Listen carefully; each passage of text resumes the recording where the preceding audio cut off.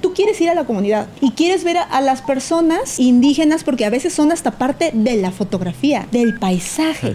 Y entonces tú tienes que mantener eso que la gente espera, el atractivo turístico, que es la señora en el piso, tejiendo y etcétera. Y entonces, entre que se romantiza la pobreza... De los millones y millones de planetas que hay en el universo, este es el único en el que podemos vivir. Si a ti también te interesa salvarlo, bienvenido. Esto es Planeta B, con Alexei Díaz y Benjamín Millán. Bienvenidos al episodio número 42 de Planeta B. Estamos aquí en nuestra maratónica venida a la Ciudad de México. Increíble. Tenemos aquí a Cristagram. Bienvenida. Bueno, como popularmente en redes sociales te conocemos. Que Instagram es su alias es Cristina Ayala, la doctora Cristina Ayala, bióloga, doctora en ciencias de la sostenibilidad. Ha pasado por muchos procesos de temas académicos, pero algo que ha explotado mucho en estos últimos años, creo que han sido un par de años, creo que la pandemia te apoyó mucho, es el tema de las redes sociales. ¿Cómo has crecido y cómo has podido pasar con una facilidad tan increíble y con tanta creatividad cosas que a lo mejor solo están en papers y los leen unos cientos miles, a cosas que ya ven cientos de miles de personas? Que eso se me hace súper, súper increíble. Bienvenida, Cris. Bienvenida a esto de Ventaneando Rooftop, Ciudad de México. Sean bienvenidos a Ventaneando. ¿Qué les parece si encendemos la luz de nuestra nueva casa? 3, 2, 1. Muchas gracias por la invitación. Eres una mujer muy, muy ocupada. Sabemos que tienes como 1000 tareas. Eres mamá también. Eres científica y pues todo lo que ya comentamos. Entonces, muchísimas gracias por podernos ceder un poquito de tu tiempo. Y una pregunta con la que muchas veces nos gusta arrancar es... Bueno, tú eres una persona muy metida en esos temas de la sostenibilidad, pero ¿de dónde nace cuando tú eras pequeña, si fue en temas de universidad, ¿de dónde nace ese amor o esa pasión por los temas de naturaleza, vida, biodiversidad? Temas de naturaleza en realidad siempre me han gustado. Yo siempre cuento una anécdota que es que yo quería el microornito clásico de los 90s, ¿no? Claro. Que todas las niñas y niños queríamos, porque la verdad es que era un juguete que se veía grandioso. Pero era también caro, entonces mis papás no me lo compraron. Y además, aunque ellos no eran nada progresistas, ni mucho menos, eran bastante conservadores, decidieron que no querían como perpetuar ese rol de género y me compraron un microscopio. Y yo cuando me llegaron, bueno, porque me llegó en los Reyes, ¿no? Entonces yo llegó y como que dije, ¿cómo? ¿Un microscopio? ¿Qué es esto? Pero lo empecé a jugar y me encantó. O sea, yo creo que ese microscopio a mí me cambió la vida por completo, porque yo empecé a decir desde ahí, yo quiero ser doctora. Claro, yo me refería en ese entonces como a médico, ¿no? Pero traía como unos portaobjetos donde traía el ala de una mosca y traía algunas cositas y me parecía súper fascinante, súper. Entonces, en realidad, como que eso siempre estuvo ya conmigo desde ese momento, como de querer ser científica, de ver por qué pasaban así las cosas. Mis papás para nada eran ni cercanamente científicos, entonces yo preguntaba mucho y ellos nunca tenían las respuestas, ¿no? Pero yo me quedaba como con esa duda, como con, bueno, pero ¿qué hay aquí? O sea, ¿por qué la flor es así? ¿Pero por qué es de ese color? ¿Pero por qué? ¿Por qué? ¿Por qué? Entonces, de ahí creo que me vino como una beta científica importante. Órale. Que después, obviamente, o sea, cuando tuve que elegir carrera, me di cuenta que no era la medicina lo que yo quería. Lo que pasa es que yo pensaba que la única profesión que usaba microscopios era la medicina. Entonces ya ahí encontré como la biología. Me encantó desde la secundaria. Yo era así, apasionada de la biología. Tan temprano. Sí, no, o sea, tuve maestros muy buenos, maestras muy buenas de biología, tanto en la secundaria como en la prepa. Y de ahí vino, ¿no? O sea, de ahí dije, voy a estudiar biología. Estudié biología y listo. En ese momento todavía no me importaba realmente la sostenibilidad. O sea, ni siquiera estoy segura de que me importara tanto el planeta. Lo veía como un objeto de estudio, como algo muy interesante de lo que quería conocer todo. Pero de ahí a decir, voy a cuidar el planeta, había todavía mucho camino. ¿En qué momento llegó? Bueno, yo en la maestría tuve la oportunidad de ganarme una beca y me fui a estudiar a la Universidad Autónoma de Madrid. Allá participé en un proyecto que estudiaba los impactos de una carretera en las comunidades de fauna, ¿no? O sea, mamíferos, aves, etcétera. ¿Cómo es que el paso de esa carretera había impactado a esas comunidades, ¿no? Y ahí como que justo empecé a darme cuenta, porque teníamos que ver cuántos atropellados había, ¿no? O sea, verlos ahí aplastados, ¿no? Recogerlos con una pala, así, para identificar qué organismo había sido, si era hembra, si era macho, si era de qué edad, si era un cachorro, ¿no? Veíamos como las popós, no es nada escatológico, pero bueno, sí, hacerlo sí era escatológico. Y entonces veíamos quién se había comido a quién y cómo se habían modificado las redes tróficas a partir de la carretera. Veíamos cuántas aves se veían pasar por la carretera, porque aunque tú dices, bueno, la carretera está abajo, arriba, ¿qué tiene que ver? Pues claro, es que el ruido y el hecho de que se hayan separado ahí esos espacios también afecta a las poblaciones de las aves. Entonces, ver ese impacto, a mí, yo regresé con un pensamiento súper distinto a México. O sea, como que dije, claro, nosotros estamos haciendo muchas cosas en este mundo, ¿no? Que están modificando profundamente. Y de ahí, cuando regresé, yo soy alumna del doctor Luis Zambrano, que es muy activista, es muy activo, digamos, dentro de la comunidad en divulgación y en otros movimientos. Entonces, de ahí empecé como a agarrar mi camino también hacia como podemos hacer algo como seres humanos y como científicos, en mi caso, más allá de estar viendo en el microscopio y publicando siempre para el mismo sector. Okay. Sí, ¿no? sí. Podemos informarle a la gente, podemos hacer muchas cosas, ¿no? Entonces, de ahí empecé como a entrarle al activismo. Y todavía no cambiaba nada en mi vida, solo empecé a entrar en el activismo, claro. ¿no? ¿Cuál fueron esos primeros contactos ya con el activismo directo aquí en México? Pues en aquel entonces estaba un puente que se estaba proponiendo, que al final se construyó, pero este año, eso tiene a lo mejor como 10 años, exacto. Yo trabajaba en el laboratorio de restauración ecológica con un proyecto de conservación del ajolote. Entonces, ya el que planearan la autopista urbana Oriente, que era un proyecto para hacer un puente ahí que iba a atravesar Xochimilco, que iba a desaparecer un pedazo del humedal, pues nos tocó un tema sensible porque era dónde estábamos trabajando, dónde estaba la especie. Entonces, como que de ahí ya nos metimos y empezamos a organizar foros donde llegó en ese entonces secretaria de Medio Ambiente, Tania Müller, ¿no? Y llegó al foro y llegó prensa y llegaron investigadores de la UNAM y de la UAM y del Politécnico y de muchas universidades, y todo el mundo estuvo dando su opinión acerca de ese proyecto. Se consideró que era insustentable, o sea, que iba a tener afectaciones muy importantes. Tania Müller salió de ese conversatorio a dar una entrevista a decir que se iba a hacer de todas formas, pero ¡qué huevos! Por ciertas cuestiones, incluidas el hecho de que lamentablemente, o sea, falleció el director de obras de aquella época. Entonces eso fue una coincidencia, pero digamos que a la causa pues pasó que hizo que se movieran las piezas lo suficiente como para que en ese momento el proyecto se detuviera. Y se detuvo años, ¿no? Wow. Hasta este año que la administración decidió que de todas maneras íbamos a pasar y entonces de todas maneras construir el proyecto, ¿no? Pero pasaron años antes de que se... Y un gobierno que se jacta mucho de ser ambientalista y ese tipo de cosas, ¿no?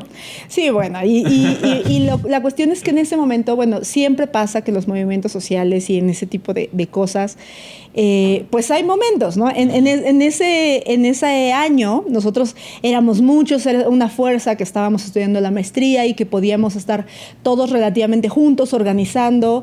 10 años después, todos tenemos hijos, todos tenemos trabajos, ¿no? Ya no somos estudiantes, ya no tenemos tiempo, el momento político es distinto, ¿no?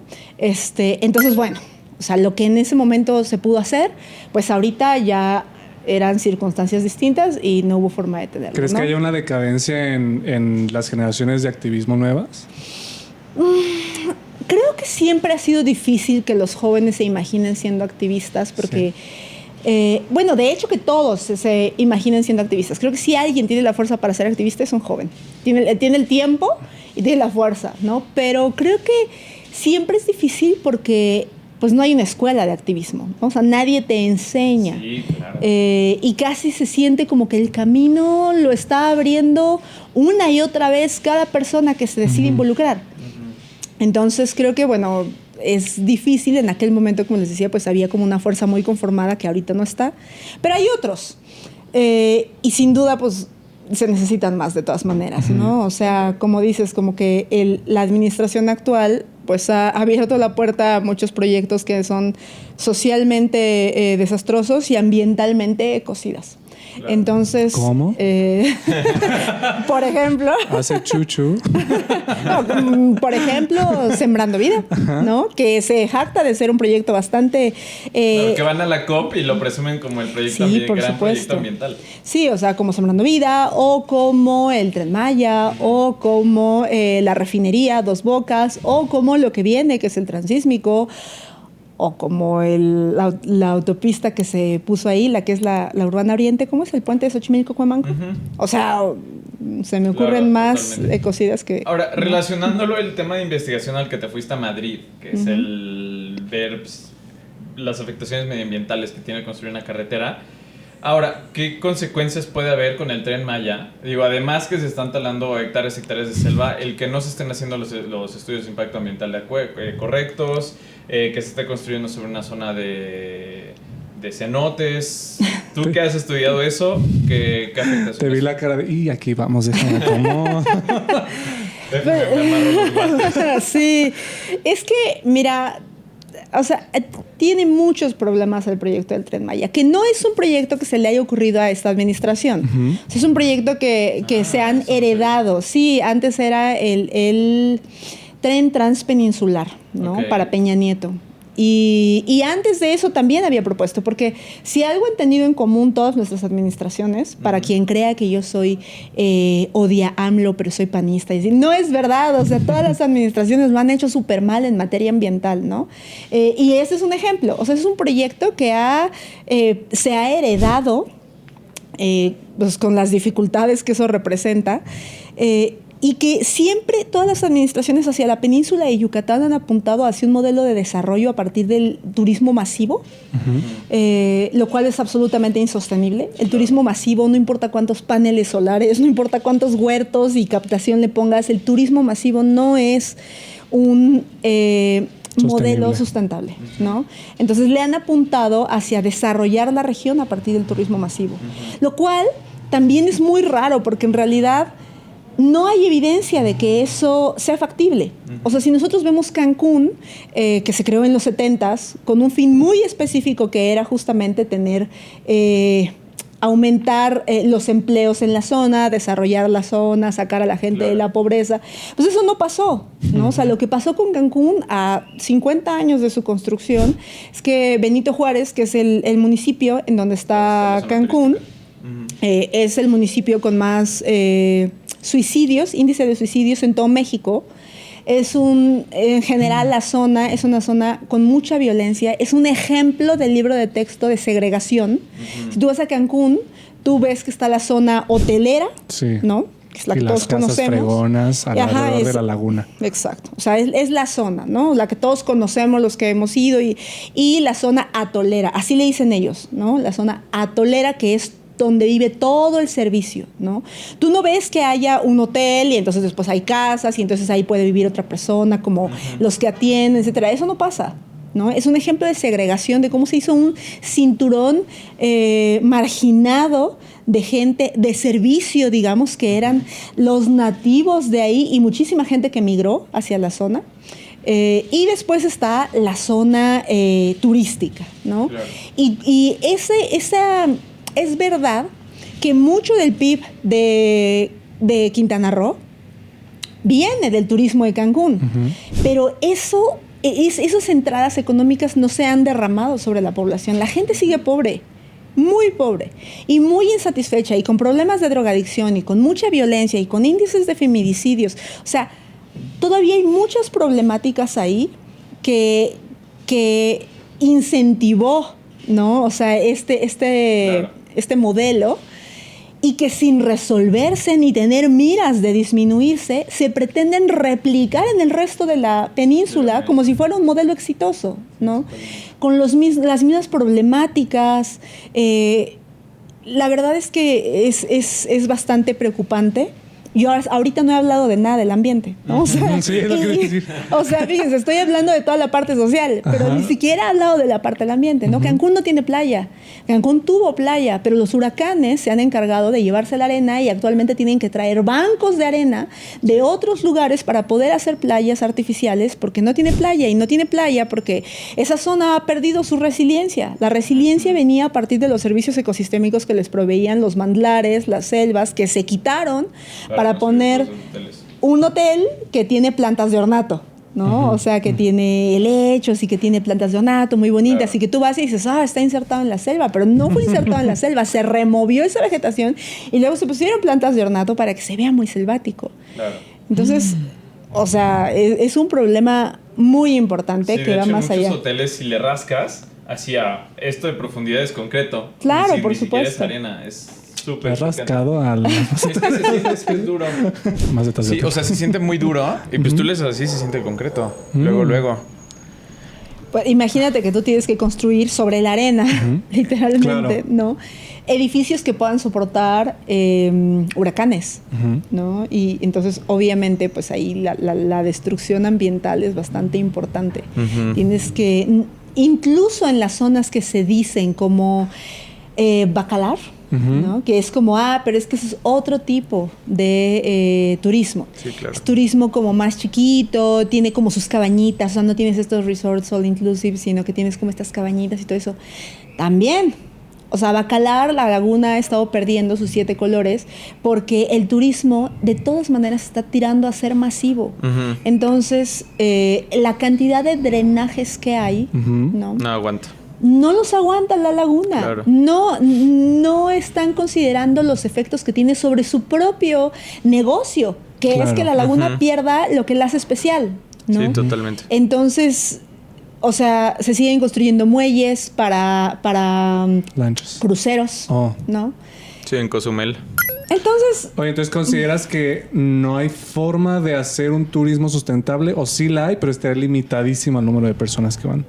¿O tendrían que hacerse adaptaciones muy cañonas que harían que el costo sea muy elevado y solo sea accesible a personas que tengan un alto poder adquisitivo?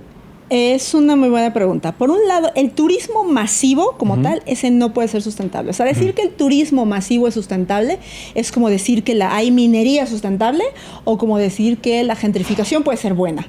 O sea, no, son cosas que por definición no pueden, claro, no puedes ponerle la idea de sustentabilidad ahí, ¿no? Ahora, si puede existir turismo sustentable, académicamente hay una discusión importante, porque por un lado, claro, sí puedes hacer un turismo que baje muchísimo su impacto ambiental. Y hay mucho turismo, que es el mentado ecoturismo, que viene desde las comunidades y que entonces dices, bueno, una comunidad puede tener ingresos a partir de cuidar el ecosistema y permitir que las personas vayan, lo conozcan, etcétera. Ellos pueden vender comidas. Es otro modelo distinto que puede ser muy bueno, pero que per se tampoco es intrínsecamente bueno. O sea, no siempre va a ser bueno, siempre va a depender. Porque las críticas que tiene este tipo de modelo de desarrollo sustentable turístico es que todas las cosas a las que las comunidades tendrían acceso súbitamente se ven mercantilizadas y utilizadas por aquellos que pueden pagar ese turismo. O sea, ya no pueden ir las personas que vivían ahí porque eso es para turistas, ¿no? Entonces, siempre tenemos que tener cuidado. Sí podemos decir, digamos, la palabra mágica dentro de la sustentabilidad es depende. Sí, o sea, claro, totalmente. Si yo digo, voy a poner un modelo de ecoturismo, súper, y puede ser ecoturismo, pero no necesariamente sustentable. O puedes decir, está muy bien hecho, esta es una práctica, ejemplo de... O puede no ser así. Sí, ¿no? totalmente. ¿Te ha tocado conocer algún lugar que digas, este lugar le dio a lo más cercano a lo utópico? Perfecto. Es que no digas el comercial, nomás di cómo era. Ahí te va. Más bien, te voy a presentar un caso que yo, sin ser científico ni haber estudiado el tema, me parece que en mi lógica de ambientalista suena muy bien, que es el caso Perú. Que es el Amazonas en Perú estaba siendo deforestado masivo. Costa Rica. Ajá. Costa Rica. Y entonces las selvas estaban deforestando y quién sabe cuánto, y entra un rollo de protección a las áreas naturales. Y entonces ahora las personas se dedican al ecoturismo y me tocó conocer un señor que dijo, bueno, yo me compré, él fue guía de turistas y ahorró dinero, y él cuando se compró un área que estaba como en deforestación, lo empezó a recomponer y ahora él ya hace tours para ver animales en su zona. O sea, y me parece que ese fue un modelo que siguió el país completo, que es reacondicionar nuestras áreas naturales y que la gente venga, y pues sí es medio masivo, la verdad, pero es a partir de la preservación de las especies y de la biodiversidad. Costa Rica es un caso muy específico porque tiene una cantidad de áreas naturales y de ecosistemas que además son muy atractivas para los turistas, impresionante. Y de este tipo de cosas como, sí, pero entonces la gente necesita, o sea, tú quieres ir a la comunidad, o sea, quieres ir a San Cristóbal de las Casas y quieres ver a las personas indígenas, porque a veces son hasta parte de la fotografía, no son como parte del paisaje. Y eso obviamente pues no es lo adecuado, ¿no? Y entonces tú tienes que mantener eso que la gente espera para tener, ¿no? O sea, el atractivo turístico, que es la señora en el piso, tejiendo y etcétera. Y entonces, entre que se romantiza la pobreza. Como si estuviera en una vitrina y hubiera todos un montón de aspectos, y ese fuera uno de los aspectos. Tokenismo. Tokenismo, es cuando tú conviertes a una persona en un token y entonces tú dices, sí, mira, me encanta San Cris, o sea, es que justo los niñitos descalzos corriendo alrededor y la señora tejiendo con su vestido, o sea, es que los verdaderos pobres somos nosotros, o sea, míralos ellos qué felices. Y tú tienes que mantener eso porque eso trae a las personas y tú dices... Pues no. Sí. So wrong. Entonces, o sea, te dice tanto de una sociedad. Sí, o sea... Por eso te digo, se puede hacer bien. Siempre una regla dentro de la sostenibilidad también es pensar de forma sistémica. Y cuando nosotros pensamos así, pensamos en forma sistémica y damos este tipo de soluciones que se aproximan a la complejidad, una cosa que nos pasa es que sabemos que ninguna solución que demos va a ser permanente, ni va a ser buena. Siempre vas a terminar jalando hilos que no contemplabas. Siempre va a haber... externalidades también. O sea, o cosas que tú no eran las deseables, pero bueno, o sea, sabes que ahora están ahí y vas a ir trabajando. Constantemente tienes que estar haciendo evaluaciones para mejorar, y en cada mejora igual vas a volver a jalar hilos, porque estamos dentro de un sistema complejo. Entonces, bueno, pues tendríamos que ir viendo caso por caso, viendo de qué forma no es perfecto, pero podemos ir avanzando, ¿no? Claro, mi pregunta siempre es, bueno, ya que resolvamos el tema del cambio climático y que ya nos esté calentando la Tierra, ¿ahora qué le dimos en la madre resolviendo este problema? Que es ahora que nos vamos a enfrentar en 50 años con... Pues sí, a ver ahora qué vamos a tener que parchar. Es que eso es algo muy chistoso. O sea, la sostenibilidad se ha interpretado como un destino. O sea, es como cuando seamos sostenibles, ¿no? O que es un punto al que vamos a llegar y entonces todo mundo va a poder consumir como actualmente consume, pero va a reciclar todas esas cosas y entonces va a poder haber un círculo de materia prima y vamos a haber establecido una serie como de normas para que ya seamos sostenibles y todavía no estamos en ese punto.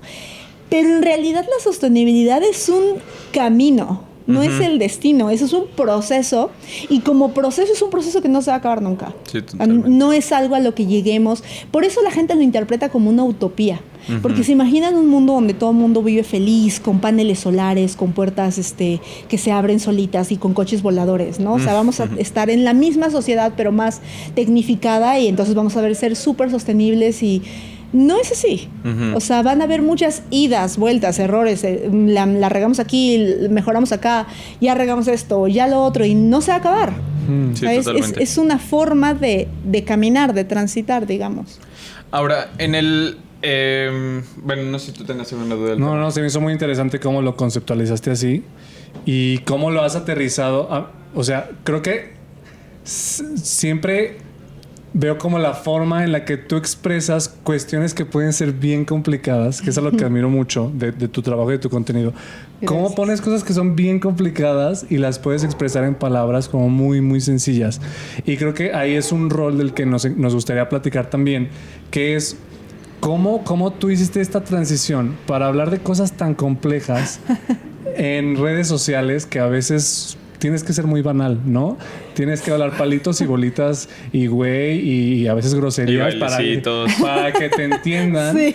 Pero entendiste que, o sea, los científicos ya saben estas cosas, pero necesitas expresárselo y que permee a toda la sociedad, ¿no? Democratizarlo.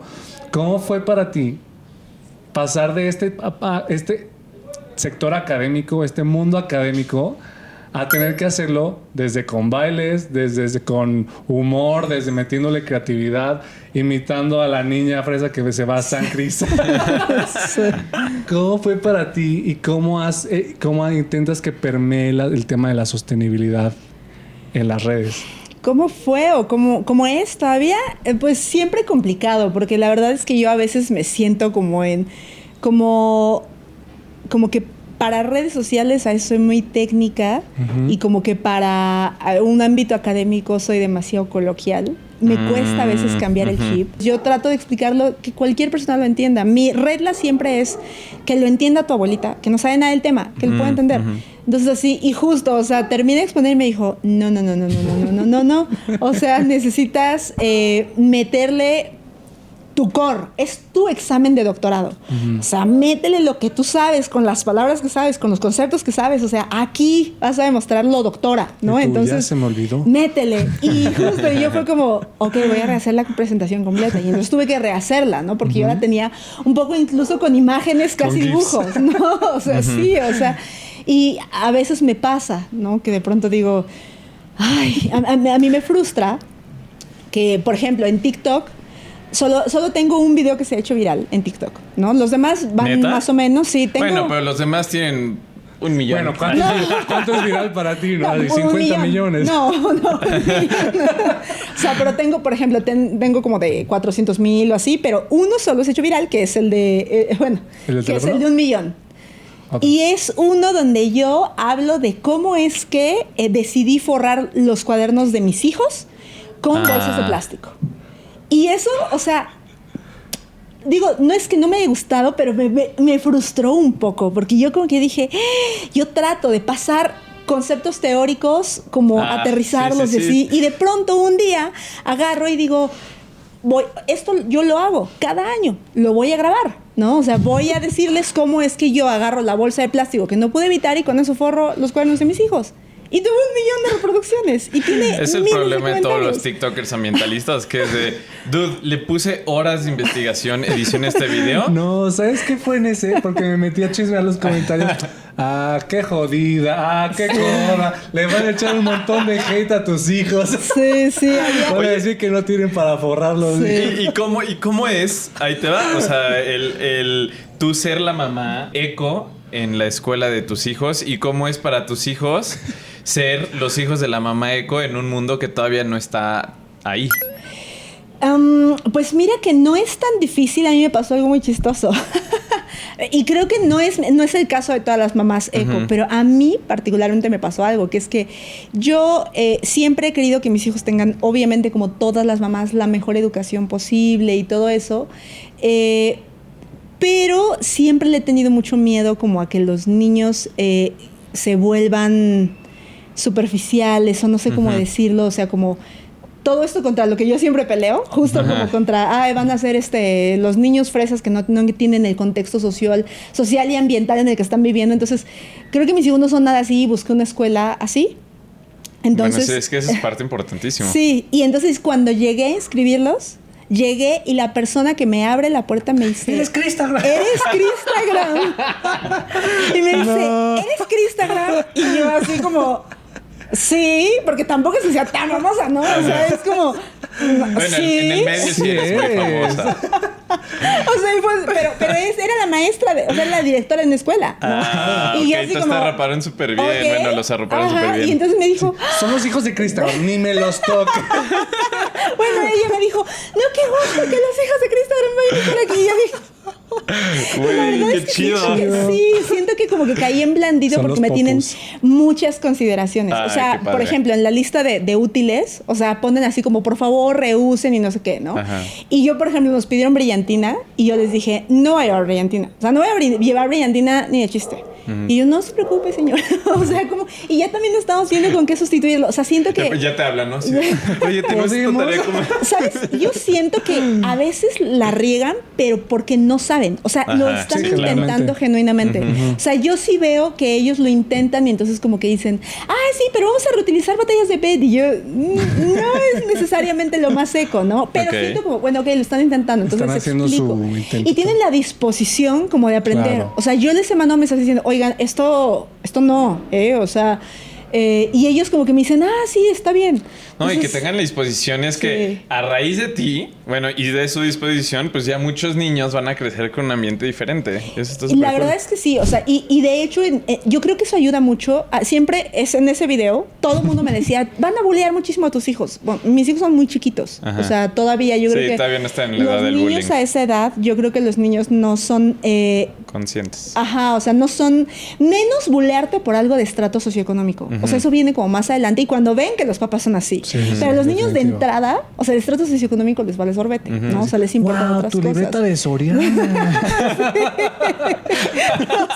Es que no lo ven. O sea, no es que un niño Cagado.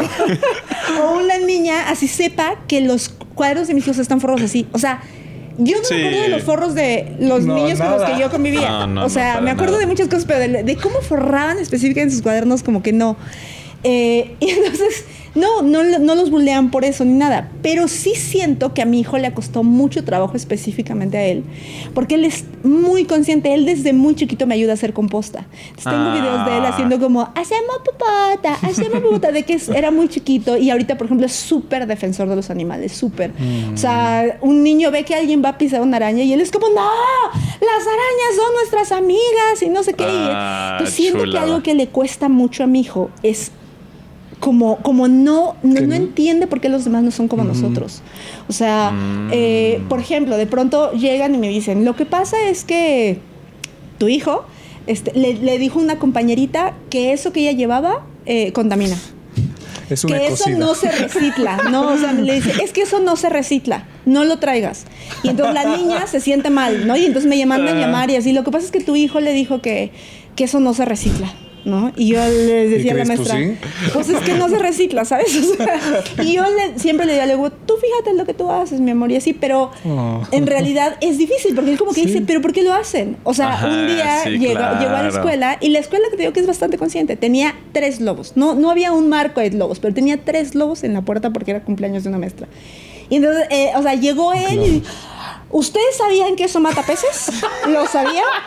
O sea, y las maestras rojas, porque además yo estaba enfrente, entonces era, sí, por eso solo pusimos 3 y no sé qué, y bla, bla, y por qué los ponen.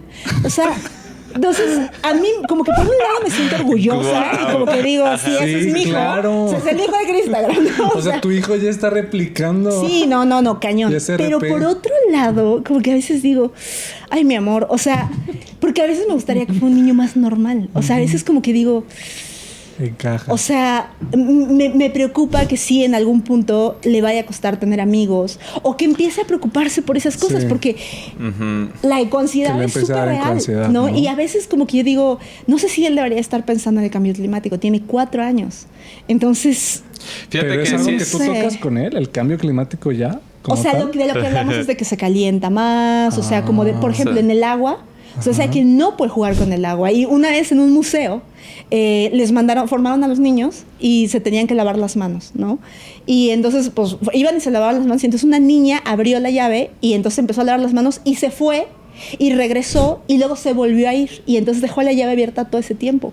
Y mi hijo como que no lo pudo soportar y se metió a la fila y cerró la llave, ¿no? Y la niña llegó y se sacó de onda y los papás se sacaron de onda y yo le dije, sí, mi amor, ya venía, pero gracias por cerrarla, no es bueno desperdiciar y así. O sea, pero justo como dije, es que él está muy consciente de que Sí, el agua se claro. acaba, ¿no? Y de que no lo puede cerrar, o sea, de que tiene que hacer algo. O sea, Claro. no pudo. O sea, como que él lo veía y estaba así, no pudo y de pronto, o sea, me soltó y se fue y la cerró, ¿no? O sea, a veces como que digo, O sea, me gusta y me da orgullo. Entiendo el pero proceso justo de pensamiento. dices, ay, ojalá que no esté yo generando en él un trauma y vaya a terminar en el psicólogo hablando de cómo su madre Va a ser loca, el ¿no? próximo O sea, Francisco activista. o sea, no lo sé, ¿no? O sea, me encanta estar formando esta generación. O es que más bien así deberían de tener la educación de impregnada a todos los niños y niñas. Pero sí es difícil. Pero Sí, porque sí, sigue no siendo, se sigue sintiendo como un outsider. O sea, no es la norma todavía. no, Entonces, no. me gustaría hacer la transición a otro tema. Que es porque sí, tenemos tiempo finito. ¿Cómo hiciste la transición? Empezar a dar clases en la Escuela de Arquitectura de la UNAM y tener un podcast que es Ciudades para Todos. O sea, parece que de la parte académica y la parte de investigación está haciendo una transición al cómo vivimos nosotros acá y cómo se diseña. Sobre todo el enfoque en áreas verdes urbanas. Sí, bueno, en áreas verdes urbanas ese fue mi tema de tesis de doctorado. Entonces yo me enamoré absolutamente de las áreas verdes cuando empecé a leer todos los beneficios que nos proveen. O sea, yo ya estaba muy consciente como de lo que la naturaleza era, ¿no? O sea, que tiene un valor intrínseco, importante, más allá de su utilidad para nosotros, pero cuando empecé a leer la cantidad abrumadora de evidencia científica respecto a cómo las áreas verdes mejoran nuestra vida, yo me volví una apasionada. O sea, yo me acuerdo que llegaba, o sea, con mi esposo y le decía, es que siento, ¿sabes? Leer estos artículos como un postre. O sea, como que tengo cosas que hacer y cuando lo leo es como... wow, hay tanto que se está haciendo en el mundo y hay tantas cosas tan buenas y la gente no lo sabe. Y yo la verdad es que disfruté muchísimo escribir mi tesis. O sea, no me pasó con la tesis de licenciatura ni con la de maestría, pero la de doctorado la disfruté muchísimo. Me gusta mucho leer y me gusta mucho escribir. Entonces, rápido empecé como a darme cuenta de que por ahí iba como mi camino, ¿no? O sea, como escribir. Entonces empecé a decir justo, la gente no lo sabe. Entonces empecé a escribir artículos de divulgación. Escribí para Nexos, para Este País, para Animal Político. Empecé como a escribir artículos, ¿no? Y se movían bien, porque justo yo creo que yo transmito lo mucho que me gustan, ¿no? Entonces como que empecé a escribir y empecé a escribir casi cada mes, etcétera. Y me di cuenta de que igual sí se estaban moviendo, pero por ejemplo en una de las revistas mis artículos salieron varias veces en los más leídos del año, ¿no? Okay. Y las leídas eran 3,000, 4,000. O sea, creo que el más leído mío tenía como 8,000. Okay. Y yo como que dije, híjole, todavía es poquito, ¿no? O sea, pero pues bueno. Y un día unas tías me mandaron como por 8ª vez un WhatsApp, una cadena de WhatsApp que decía, no tires tus semillas a la basura, mejor avienta las semillas de tus frutas a los camellones y así van a crecer árboles frutales y todos vamos a poder comer y vamos a acabar con el hambre, ¿no? Y ya era demasiado. O sea, yo de verdad lo había recibido muchas veces, entonces me pareció como muy agresivo decirles no es cierto. Entonces así, sí. Rapidísimo, justo antes de salir, le dije a mi esposo, grábame haciendo un video para mandárselos. Grábame así rapidísimo. Y entonces tengo un video súper mal hecho, o sea, donde yo estoy así, creo que igual como en pants, así súper podonga, diciendo, los ecosistemas no funcionan así, no hagan eso, por favor, bla, bla, bla. Y lo subí a Facebook en ese entonces, y creo que a Instagram, y se movió cañón. O sea, ese tenía así como 50,000 reproducciones y me llegaron como 1,000 seguidores y era una red privada. O sea, mi red en la que la subí era donde yo subía las fotos de mis hijos. Pero me llegaron como 1,000 solicitudes de seguidores y así. Yo creo que dije, ¿qué está pasando? Y justo de pronto dije, esto tiene 50,000 vistas, pero si lo grabé en 2 minutos. Claro. O sea, y está súper mal hecho, ¿no? O sea, y yo escribo un artículo de divulgación, ya no científico, de divulgación, y sale del premio los más leídos del año, y tiene 8,000 lecturas, ¿no? O sea, entonces no me arrepiento de eso porque me abrió ciertas puertas, claro. Pero creo que, o sea, sí me di cuenta de que había que tirarle a más ámbitos. O sea, en el científico, pues es el científico y está muy bien y me gusta mucho. Pero en el de divulgación tuve oportunidad de llegar como a personas como más tomadoras de decisiones y así, siento que me empezaron a invitar a foros donde había, por ejemplo, tuve un foro en donde yo expuse al ladito de Claudia Sheinbaum y de Andrés Layuz y parece que no escucharon nada, pero Andrés Layuz es el de movilidad de la Ciudad de México, ¿no? Exactamente, pero estábamos como en la misma mesa y yo justo ahí llegué por los artículos, ¿no? Porque me encontraron ahí y justo dije, pues me están acercando a los tomadores de decisiones, a este ámbito también como político académico, pero en mi examen de doctorado, una de los que estaba en mi examen me preguntó, Cristina, ¿qué tan alto tiene que llegar este conocimiento que tú nos estás diciendo de las áreas verdes? O sea, ¿quién se lo tenemos que llevar? Y yo, como un mes antes, había estado en una mesa con Claudia Sheinbaum entregándole la agenda ambiental que habíamos generado varias personas en la UNAM. Y yo vi lo que pasó. O sea, yo vi que ella justo nos dijo, sí, está muy bonito, pero esto no se puede hacer. Entonces, cuando me hizo esa pregunta, ¿y qué tan alto tiene que llegar? Yo le dije, o sea, como que ahí me prendió, yo que justo dije, no es que tan alto, es que tan socializado. O sea, no importa si se lo damos al presidente. O sea, es bajarlo. Es socializarlo, es que todo el mundo se entere, que la gente se empiece a volver activista, que lo empiece a exigir, que se dé cuenta de que cuando están talando árboles en su colonia, no es solo como, pero ya no vas a tener que barrer. O sea, están afectando su bienestar, su salud física y mental, la plusvalía de sus casas, ¿no? O sea, entonces justo para mí fue como, no, o sea, las redes sociales son un gran medio. Claro, a veces les interesan más las cosas más superficiales y las cosas más profundas se quedan ahí. Pero al final creo que es importante porque ahí está ese conocimiento. Y al final creo que yo he escuchado de muchas personas que empezaron hablando del popote, de no uses popote, y ya están hablando de cambios sistémicos, ¿no? Claro. O sea, no voy a decir que fue gracias a mí, voy a decir que es gracias a todo este conocimiento que se está bajando de muchas personas que están haciendo el esfuerzo de salir de la barrera de la academia y empezar a socializar ese lenguaje, esas ideas, y que ya sabemos que entonces el ambientalismo no se queda en el popote ecológico, sino ya estamos hablando de cambios sistémicos, de complejidad, o sea, estamos elevando el discurso, ¿no? Claro, justo caminito. Esa fue la tesis por el cual creamos Planeta B, el podcast, porque fue así de, creemos que mucho de lo que se está hablando en redes sociales no es suficiente. Pero en lo que hemos ido evolucionando, ya tenemos pues más de un año de que empezamos, justamente hemos visto cómo todo el mundo está haciendo estas transiciones de temas súper interesantes y todos vamos sumando. O sea, tú hablas de mucho de áreas verdes, después están otras personas, otras personas que hablan meramente de ciudades, y hablan de un permiso de suelo, y hablan de todo este tipo de cosas, y se va sumando y cada vez más gente se va interesando, porque justamente lo que dices, el tema de la socialización es lo más importante. Nosotros ahorita estamos súper metidos en el tema de activismo en bici allá en León, y cuando decimos a las personas, dude, es que no tendrías por qué necesitar coche. O sea, el coche debería ser una opción, no una obligación.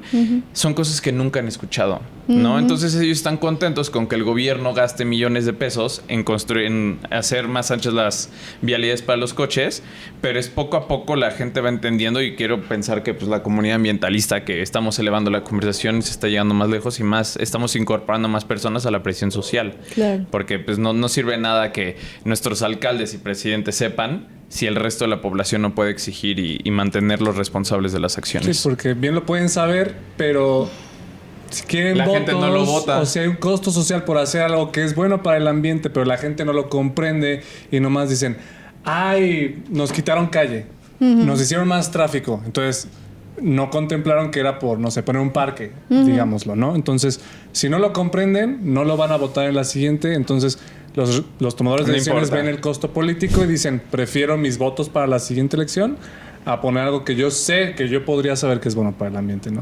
Totalmente. O sea, tiene que reflejarse en las agendas políticas.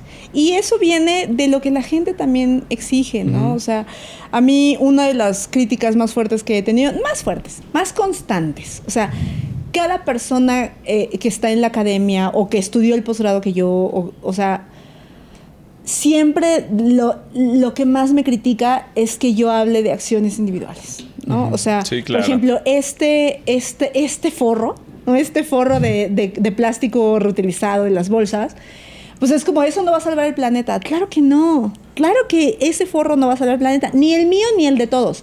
O sea, si todas las personas en el mundo de ahora forráramos con bolsas los útiles de nuestros hijos, tampoco salvaríamos al planeta. Y de eso estoy súper consciente.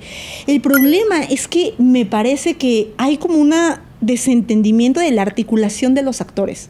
O sea, se cree que si las personas están haciendo este cambio en su casa y entonces están desplastificándose o están utilizando más la bici o así, es que eso no va a modificar nada. Lo que importa son por quién votes. Bueno, es que una cosa alimenta a otra, ¿no? Sí, o sea, tu postura política va a depender de tus valores y va a depender de de las cosas que tú practiques en la vida diaria. Claro. Y hay mucha retroalimentación. O sea, en la Ciudad de México se prohibieron las bolsas de un solo uso, de plástico de un solo uso.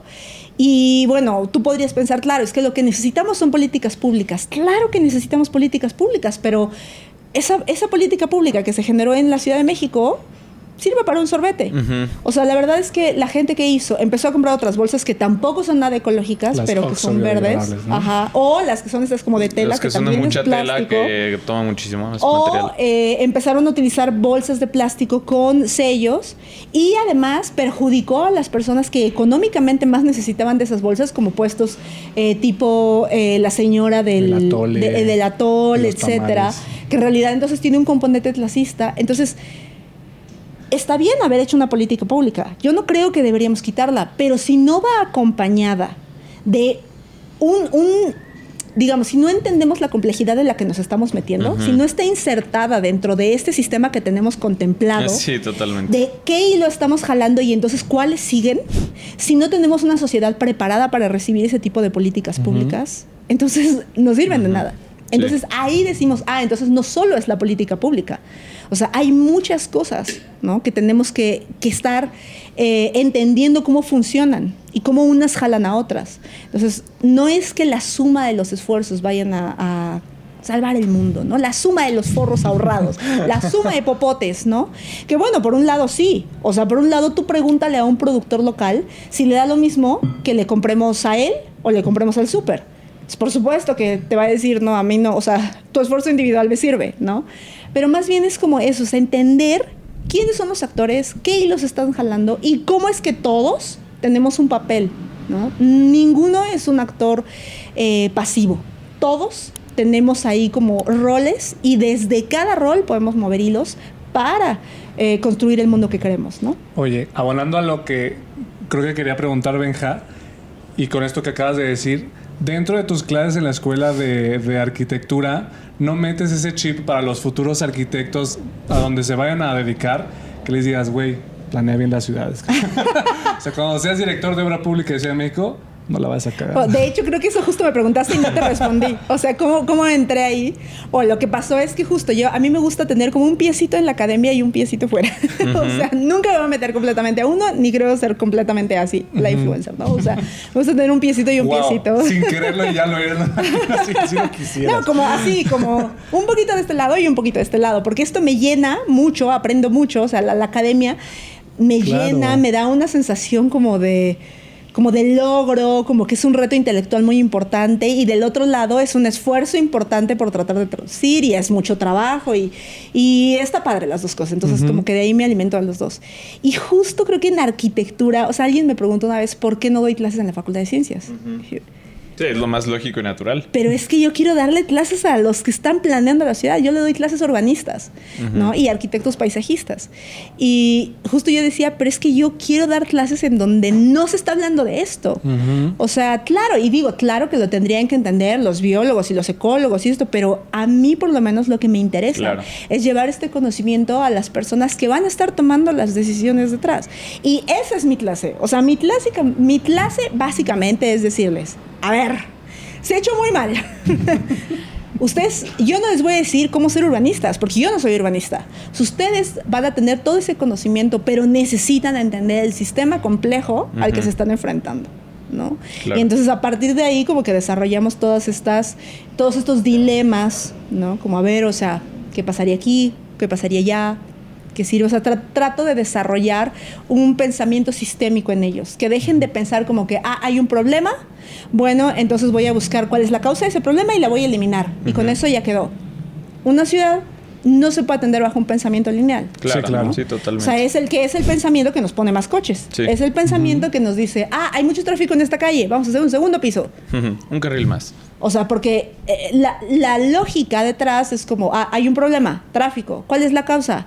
Los coches no caben en la calle. La solución, o sea, vamos a Más eliminar calle. la causa. Más calle, ¿no? Sí, Claro, bajo claro. un pensamiento Menos lineal carros. hace muchísima lógica. Sí, claro. Pero Por algo se sigue haciendo. claramente, pero bajo un pensamiento complejo, bajo un pensamiento sistémico, tú entiendes que no es una causa, son un montón de causas.